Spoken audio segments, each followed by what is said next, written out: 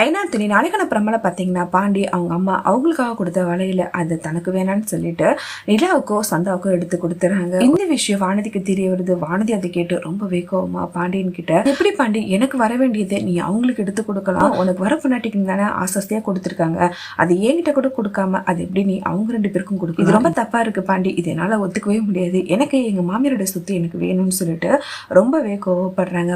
விடுவானது, இது மாதிரி நான் உனக்கு நிறைய வளையல் நான் வாங்கி தரேன், அது விட வெறுங்கையா இருந்தது, அதனாலதான் அந்த வளையல அவங்க கிட்ட கொடுத்தேன், நீ எதுவும் தப்பா நினைச்சுக்காத வானதி, நம்ம இது மாதிரி வேற வாங்கிக்கலாம் அப்படின்னு சொல்றாங்க. ஆனா வானதியோ கண்டிப்பா என்னால முடியாது பாண்டி, எனக்கு அந்த வளையல் வந்தே ஆகணும்னு சொல்லிட்டு ரொம்பவே சண்டை போடுறாங்க. இது நிலா கேட்டுட்டு ரொம்பவே ஷாக் ஆகிறாங்க. நிலா, தயவுசெய்து பாண்டி என்னை மன்னிச்சிடுங்க, இந்த வளையல நீங்க வானதிக்கிட்டே கொடுங்கன்னு சொல்லிட்டு தான் கையில போட்டிருந்த வளையல கழட்டி பாண்டியன்கிட்ட கொடுத்துறாங்க. பாண்டியன் அதை நினைச்சு ரொம்பவே வருத்தப்படுறாங்க. வானதியோ, இந்த வளையல நீ பத்திரமா வச்சுக்கோ, கல்யாணத்துக்கு உங்க இலையை எனக்கு இந்த வலையில நீ தான் போட்டு விடணும் அப்படின்னு சொல்றாங்க.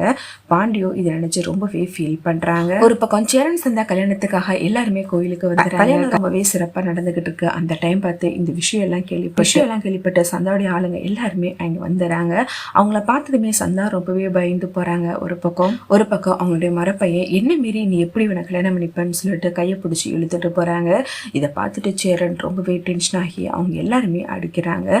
கோயில பயங்கரமா சண்டை நடக்குதுன்னு சொல்லிட்டு போலீஸ் கேள்விப்பட்டு அந்த இடத்துக்கு வந்துடுறாங்க. அடுத்து என்ன பிரச்சனைங்கன்னு சொல்லிட்டு கேட்குறாங்க. சந்தாவுடைய ஆளுங்க எங்க வீட்டு பொண்ணை இவங்க கடத்திட்டு வந்துட்டு எங்க கோயில வச்சு கல்யாணம் பண்ணிக்கிட்டு இருக்காங்க, நான் கட்டிக்க போற வேண்டிய பொண்ணு கட்டிக்க வேண்டிய முறை பொண்ணு அப்படின்னு சொல்லிட்டு அவங்க ஆளுங்க சொல்றாங்க. இதை கேட்டதுமே போலீஸ் இது என்ன நடக்குது, எதுக்காக இது மாதிரி திருட்டு கல்யாணம் பண்றீங்கன்னு சொல்லிட்டு சேரன் கிட்ட கோவப்படுறாங்க.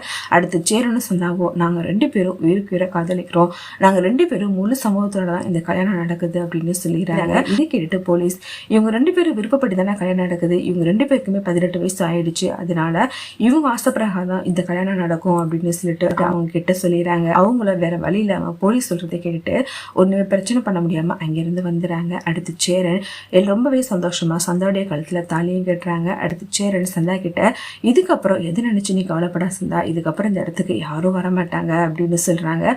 அடுத்து சந்தாவும் தான் கல்யாணம் நடந்ததை நினைச்சு ரொம்பவே சந்தோஷப்படுறாங்க. அனீஷ், இதுக்கப்புறம் என் தங்கச்சி பத்தி எனக்கு எந்த கவலையும் கிடையாது, அவ உங்க பொறுப்பு அப்படின்னு சொல்லிட்டு ஆனந்த கண்ணீர் வெடிக்கிறாங்க.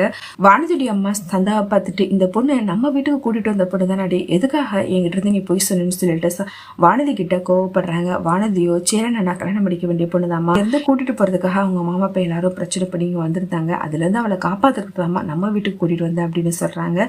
நீ ஏண்டி வம்ப இப்படி விலைக்கு வாங்குறேன்னு சொல்லிட்டு ஒரு பக்கம் வானதியுடைய அம்மா வானதி கிட்ட ரொம்பவே கோவப்படுறாங்க. அடுத்து சேரன சந்தாவும் வீட்டுக்கு வந்துறாங்க. சோழ நிலா கிட்ட மனசு விட்டு பேசுறாங்க.